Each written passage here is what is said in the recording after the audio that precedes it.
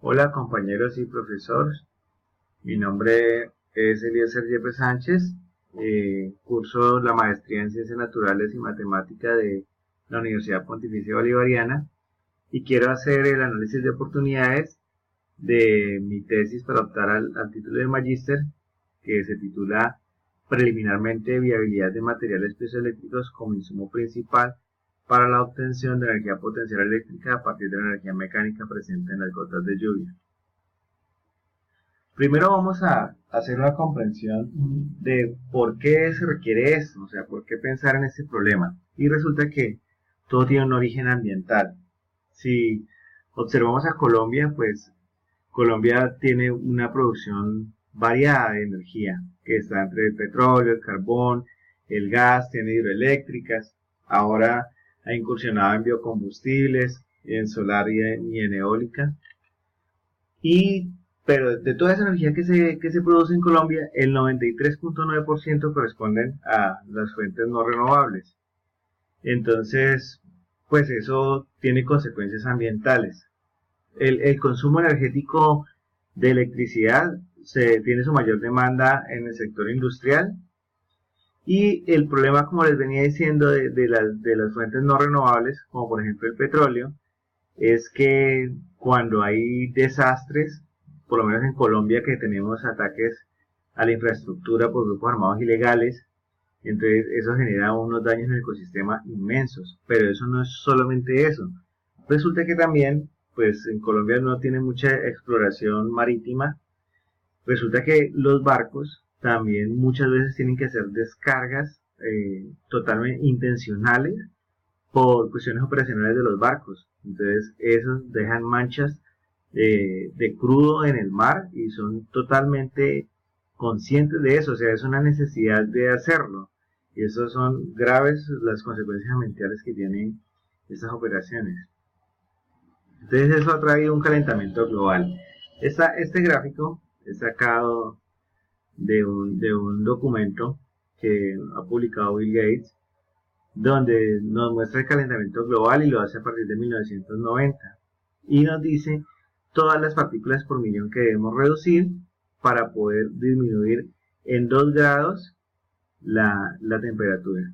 Debemos llegar en el año 2050 a producir por lo menos de 20. Miren en los niveles que estamos en la actualidad. Es algo catastrófico.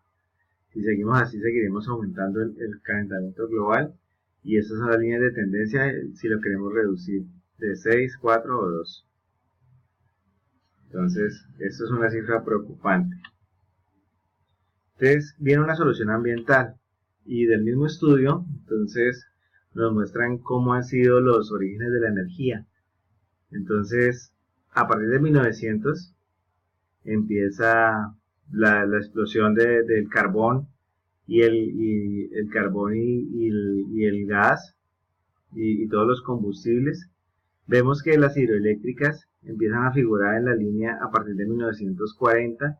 En 1960 tienen el mayor auge y a partir de ahí se mantienen constantes, pero en proporción con el resto de formas no tienen mucha relevancia. A pesar de que Colombia es fuerte en eso, pero mira que a nivel mundial no es mucho lo que una hidroeléctrica aporta. Y lo más interesante viene a partir del 2000 aquí pequeñito, pero se alcanza a ver con una tendencia creciente las energías renovables. Entonces vemos que solamente pues vienen pensándose desde 1900, no sé, 60, 70 más o menos, pero empieza a mostrar una ligera alza a partir del 2000, en pleno siglo XXI, que es cuando se empieza ya a hablar de calentamiento global y se empieza pues a tomar partido serio para esta problemática. Entonces vienen las energías renovables. Las energías renovables, pues la principal, o no la principal, pero no muy común, es la eólica. La eólica, pues, como su nombre lo indica, es a partir del viento, consiste en unos molinos de viento, si se pueden llamar así, o unas turbinas, que por la fuerza del aire, entonces hacen un movimiento de rotación, y entonces a partir de su velocidad angular, generan una corriente eléctrica. Pues bueno, ahí vienen unos campos magnéticos, otras cosas pues que no quiero profundizar ahora. También está la energía solar fotovoltaica, que esto es por medio de la radiación solar. El problema que tiene pues los paneles solares fotovoltaicos es que requieren demasiada área y necesitan de por sí terrenos que estén deforestados, porque entonces no es compatible sembrar árboles con campos solares. Eso es una incompatibilidad que hay y es uno de los problemas que tienen los campos solares fotovoltaicos, que requieren unas extensiones muy grandes y que tienen que estar prácticamente deforestadas. La energía eólica pues no requiere tanto deforestación porque son unas torres lo suficientemente altas para ponerse por sobre los árboles, pero las corrientes de aire no deben estar siempre en zonas altas o en costas donde pues el viento represente una fuerza pues que sea considerable. Y luego aparece otra que es la maremotriz. Pues aquí se me escapa la hidroeléctrica y la razón es muy simple, es porque una hidroeléctrica en el fondo tiene un funcionamiento parecido al molino de viento, solamente que no se mueve con aire sino con agua, entonces por eso no la traigo a la presentación. Entonces me concentro en estas otras.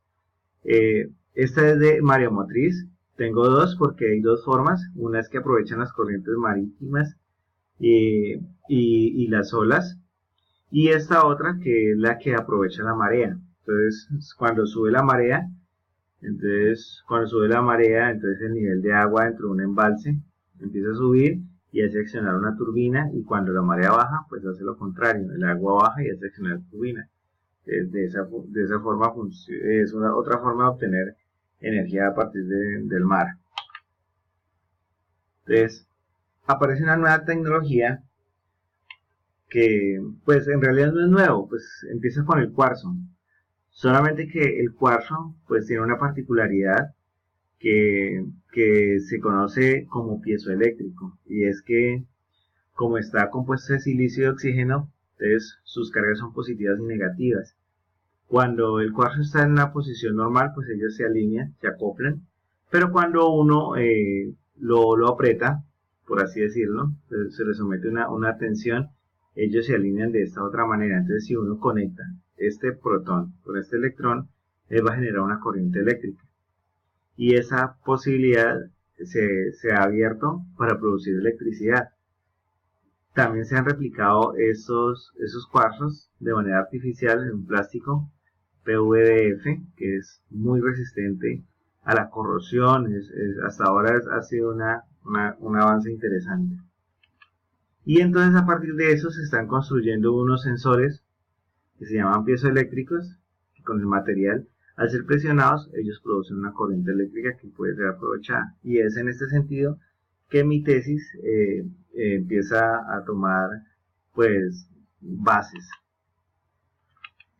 Entonces, el estatus de desarrollo, si uno filtra el Google Patents por energías renovables, se encuentran 53 resultados, no son muchos. Cuando lo observamos por piezoeléctricos, pues sí aparecen más, 4.625 resultados, pero como generadores de electricidad solamente aparecen dos, uno en el 2014 y uno en el 2012, son de la misma persona, Antonio Ortiz Hernández, y ambos generan electricidad, pero uno a partir del frenado de los vehículos y otro a partir del paso de los peatones. No sé, en ningún momento se habla de generar electricidad a partir de la lluvia, como en mi caso, pero supongo que deben tener unos principios que deben poderse pues analizar de cerca para obtener grandes aportes. Entonces, ¿para qué serviría mi proyecto? Podría ser como alimento de sensores en las torres energéticas. Se dice que podría aprovechar el vapor de agua que se condensa y con esta humedad poder activar partes de enfriamiento o cosas así. Podrían hacerse sensores que detecten la lluvia. Podrían instalarse, por ejemplo, en ventanas para que cuando haya lluvia se cierren solas. O sea, serían básicamente como sensores. O también podría ser como un complemento de los paneles solares, pues por el material plástico translúcido. Es posible forrarse con una película, pues habría que analizarlo con más detalle, pero podría ser forrar una película con PVDF y que cuando estuviera lloviendo, pues el panel también pudiera producir electricidad.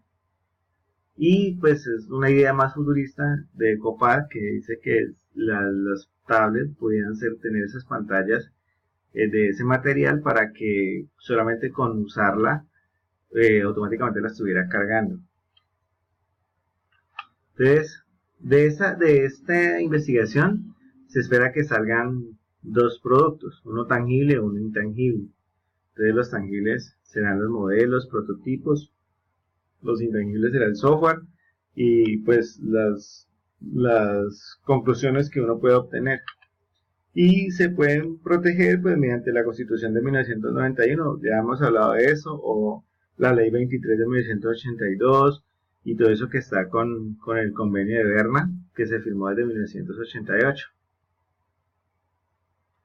El mercado potencial de eso, pues hay varias empresas interesadas en energías renovables, como es la Asociación de Empresas de Energías Renovables, APA, como es Ecopetrol. Ahí coloco unos links donde muestro de por qué ellos están interesados en eso.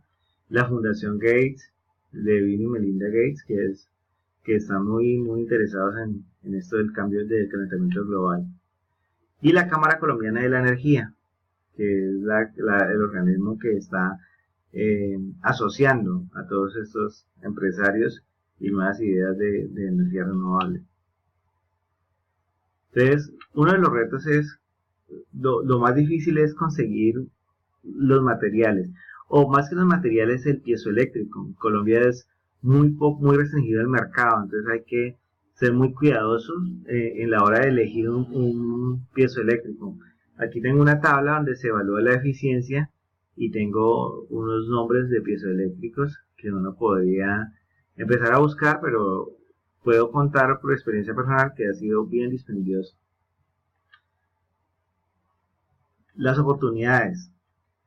Entonces en Colombia hay una zona, tiene zonas de mucha lluvia, pero si vemos que la más bajita es la Roja, la única parte donde eso no sería viable sería la Guajira. Si observamos el resto del país, tiene precipitaciones que pueden ser ampliamente usadas en el año. Entonces eso creo que en Colombia es muy fácil probar el prototipo porque las lluvias el nivel de lluvias es aceptable. Las recomendaciones, pues, ¿qué podría pasar con esta investigación? Pues se podría explorar con otros materiales, no solamente los piezoeléctricos.